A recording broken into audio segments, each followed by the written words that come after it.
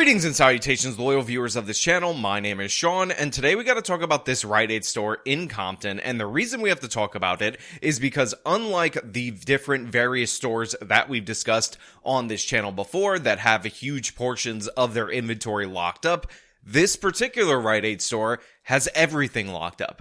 Each and every single item in this particular store, except for one or two drinks, is behind that plexiglass box, and the reason for this is because theft is completely out of hand, and this is the last-ditch effort in order to keep the store open. Now, of course, you have a lot of people in full denial of the retail theft epidemic in the state of California. We talked about the different various bills that Gavin Newsom signed, and I explained to you why they would be ineffective, because they weren't signed in order to actually stop theft. They were signed to save Prop 47, which is on the ballot this year. Vote yes on Prop 36. But before we break all of this down, I want to thank everybody who supports this channel via actualjusticewarrior.com/join.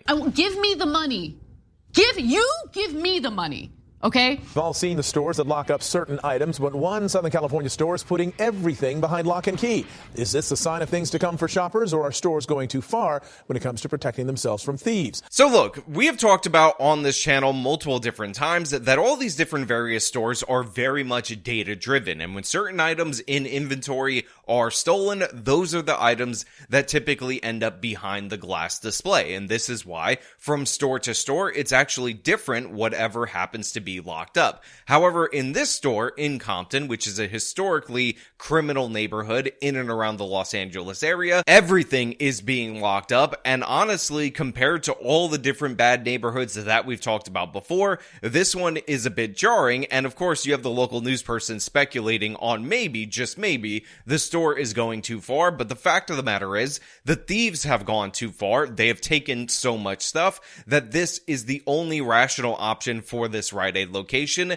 and it still might not save them from closing down. It was weird when you walk in there. Yeah, really uncomfortable. The inside of this Rite Aid in Compton is unlike any store Eduardo Ramirez has seen. The only thing that's not locked up is the drinks. But that's it. Yeah, everything else is locked up. But yeah, it's weird, man. I mean, seriously, just look at that. The closest thing that I've seen to this in another store in another location are some of those Targets in San Francisco, but as you can see, the entire set of aisles have been completely redesigned, and the reason why this has happened is because of the rampant retail theft that we've seen all across California. But in this particular area, you're under the jurisdiction of Gascon, a DA who doesn't prosecute anyone for anything, and now you're seeing the consequences for that. From skincare products and candy to beer and breakfast cereal, almost the entire location at the corner of East Compton and North Long Beach Boulevard is locked behind glass cases. Customers forced to ring for help. If you're a regular, ordinary person and you need to go into Rite Aid to buy anything, guess what? You don't get to go and pick your own items anymore, and this is because thieves have taken things way too far. But the thing is, they've been encouraged to do so. Prop 47 makes it almost impossible to hold these people accountable. You also have other laws that prevent certain criminals, even if they're repeat offenders, from ever being sent to prison. The maximum they can be sent to is county jail. The county jails are full, so essentially they're guaranteed an automatic release for retail theft, even if you get to the charging stage, even if you get them convicted, which won't happen because Gascon has no interest in doing that. And this is the result of that. Average everyday people have to engage with a pharmacy, a national brand, in this way, and we're all supposed to pretend it's normal. In fact, we're supposed to, according to this segment, question whether or not Rite Aid is acting appropriately in these circumstances, when again, I say, when they have different inventory that goes missing, that's what determines what is behind the plexiglass. The fact of the matter is, all of this stuff is being stolen from this Rite Aid. All of this stuff is being jacked by criminals, and this is the consequences of allowing that to go unchecked for so long. Now I gotta press the button and wait about 10 minutes to 7 minutes for them to come and help me, and they come moody. So they interview a lot of different people in and around this location, and I do want to point out, and you should notice this from the people that they're interviewing, that Compton is not the same black neighborhood that you might be thinking of it as, because it has been largely changed up by a bunch of different various Latinos, and that is reflected in the people that are customers that are being interviewed by the local news. We had the first guy who was talking about how everything was was locked up except for the drinks. And then we have this person right here who explains that he has to press the button and then he has to wait 7 to 10 minutes, and then the people come over with attitude. And you might be getting the perspective that this guy thinks, you know what, it's not worth it, it's stupid, it's dumb, it is hurting him as a customer. But the fact of the matter is, as we've seen time and time again, whenever they interview individuals, not politicians, not woke representatives that don't pay the consequences for the rampant theft going on in their area, they tell us the truth. They give us the perspective from on the ground, and this guy is no different. But Roy Battlecio, who comes to this location often, tells me he noticed the changes several weeks ago, but says he understands why things have come to this. Especially around here, respectfully, people don't care. They would just walk in there and grab whatever they want and walk away because they know the coworkers are not going to follow them. So I'm pretty sure the business, they're just trying to be ahead of the game. Yeah, so this guy points out that from his experience going to the store, what ultimately would happen time and time again is that people would come in, they would grab multiple items off the shelf, they would take it out of the store, they don't have the security people to go and follow them and hold them accountable. There is no accountability in California due to state laws that Gavin Newsom is fighting tooth and nail in order to defend, and this is what he sees, so he perfectly understands the plight of the business, and he thinks that they're trying to get ahead of the game because this is all that they can do. Again, regular ordinary people that actually have to go to these places, that actually see these thieves come in each and every day, know what's going on, know what's happening. And by the way, my brother used to work in a store in and around the Long Island City area. Right across from it was a pharmacy. I do believe that that pharmacy was in fact a Rite Aid, and a similar thing would happen. Every single day he would see the same exact person stealing from the store. Sometimes he would get arrested, and guess what? Even on those days, he would return the next day to steal again. This is what is happening in all these different left-wing cities that have decided that shoplifters are just innocent angel Aladdins that, of course, are trying to feed their starving family. And I will point out that these major pharmacies in and around these areas, they serve the community. This is where they come to get their prescription drugs, and when they come into these stores to get their prescription drugs, typically they end up shopping as the store has a bunch of other things, and this is how the store would make its money. But the fact of the matter is, that business model is proving unviable due to the fact that we have all of these thieves, all of this crazy shoplifting going on, and all these different various Democratic politicians don't want to do anything to stop it. They want to let these people go over and over again. They want you to feel bad for the criminals, but the fact of the matter is, when these big storefronts end up abandoned, when your neighborhood suffers from blight, when nobody comes to replace them, when old people in your community have to go further for their prescription drugs,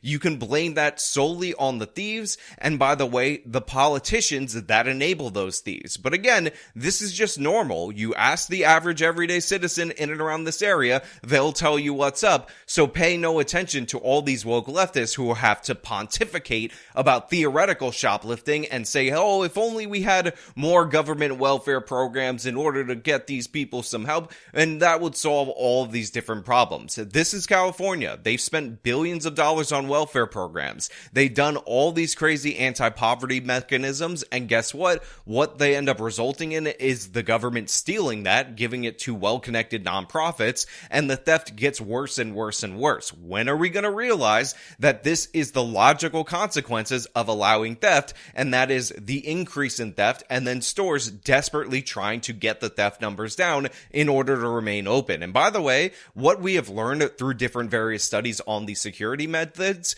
is that the more you implement them, the more you harden these stores against these, the less regular ordinary customers, to a certain degree, want to even come into these stores. Because again, would you rather order something from Amazon, have it delivered to your door at the most convenient way possible, or would you rather go down a Rite Aid, pop in for a quick item or two, have to ring the bell for a customer service representative at each and every stage, and spend about 35 minutes throughout that whole process for what used to be a 5-minute trip? The fact of the matter is, this kind of stuff is going to also hurt the store, but they're so desperate due to the thieves driving them out of business that this is what they have to work with. Now, again, I know some people are going to say, oh, well, nationally, the theft numbers is this much percent or whatever, but yeah, nationally includes all these different various places that didn't pass these woke, idiotic laws that actually punish criminals, that actually punish thieves. So yeah, you're counterbalancing these high theft areas with the non-high theft areas and pretending that there's no problem. But obviously, there is a problem. You can see it, and if you want to touch the problem, ring that bell and ask somebody at Rite Aid in order to open it so you can get your hands on it. As retailers like Rite Aid are increasingly taking matters into their own hands to stop thieves, the governor, meantime, praising California's Organized Retail Crime Task Force, which made 171 arrests in August, recovering 26,415 items worth $547,000. The task force, led by the California Highway Patrol this year so far, making 1,055 arrests, recovering more than $7.8 million worth of stolen goods. So the governor, who of course was working behind the scenes to kill the ballot initiative to repeal Prop 47, not because he thought it was bad policy, but because he thought it would kill his legacy, he was perfectly fine supporting it to be on the ballot from behind the scenes once he was out of office, is saying, look, we have the California Highway Patrol, they're dealing with this, look at the arrests they've made, 171, recording $500,000 worth of stolen merchandise, and then you have this other task force arrest numbers where they're like 1,000 arrests, and they recovered nearly $8 million in merchandise, and we're just doing a great job addressing the issue of organized retail theft. But I've said it before, and I will say it again. The problem is disorganized retail theft. Individual thieves are stealing at a greater propensity than these organized groups, and while it might seem like an intelligent idea to bust up these secondary markets that are reliant on these stolen goods, the fact of the matter is, until you start arresting and prosecuting the addicts, these random people who are just stealing on a daily basis, you're never going to address the problem. Something like 90+% of these shoplifting incidents involve one singular person, and they're defining organized retail theft as incidents that involve two or more people, or they're talking about the secondary market, which again has some value to addressing, but the fact of the matter is, if you're not enforcing the permitting and whatnot against these illegal vendors that are selling this stuff on the street, you're not going to result in anything good. On top of that, remember, the California governor is talking about a task force that covers the whole state. We've seen individual operations, when they were eventually busted in cities like San Francisco, recover more merchandise than this whole statewide task force thing. The fact of the matter is, it may sound like it's big numbers, but it's small potatoes compared to the problem that they've allowed to fester in the state of California, and that's really what they're dealing with. And again, all of these different poor neighborhoods where they talk about redlining and all these different problems that prevent businesses from being invested in this area, shoplifting, retail theft, these kind of crimes magnify all of that. They have the same consequences as all of that. So if you're not addressing the theft, the criminality, and all of that, you're not addressing poverty. You're actually aiding and abetting poverty, because as we've shown time and time again, crime drives poverty, not the other way around. Poor people who don't commit crimes, who are in low crime areas, they advance way more than all these different various people that lose jobs and businesses and pay higher insurance due to the fact that they're overrun by the criminals.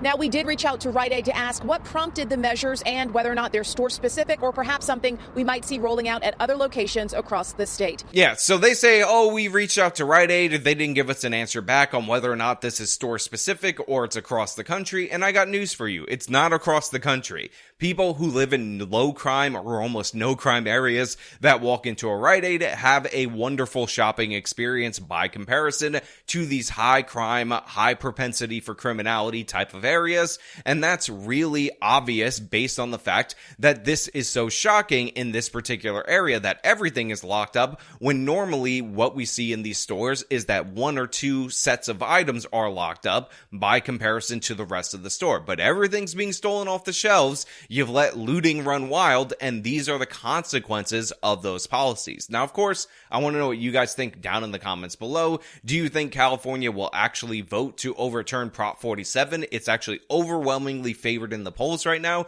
Or do you think that the wokies will fight back and say, you know what, these are innocent angels, let them steal, because how else are they going to feed their starving family? All your thoughts down in the comments below. If you like the video, show them by leaving a like, subscribe for more content, follow me on my social media, support me via the support links in the description of this video. This has been me talking about Rite Aid locking up everything. Till next time.